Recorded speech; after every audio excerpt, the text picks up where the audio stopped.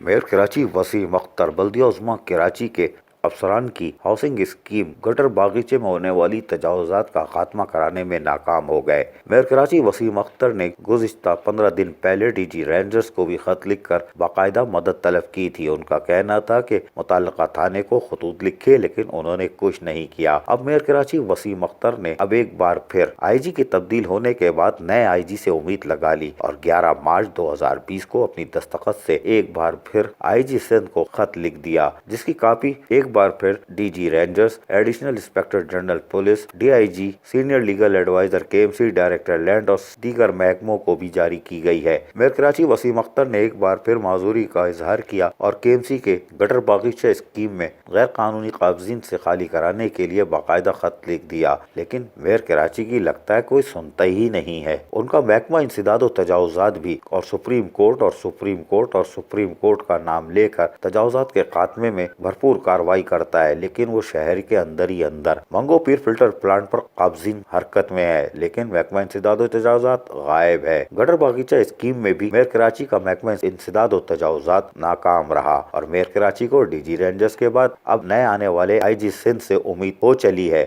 اور یہی وجہ ہے کہ انہوں نے ایک اور خط لکھ ڈالا، لیکن کیا میئر کراچی کی کوئی سنے گا؟ مشکل ہے، کیونکہ وہ اپنے ملازمین کی نہیں سنتے تو ان کی کون سنے گا۔ عزیز عارف، KBS بلدیاتی نیوز کراچی۔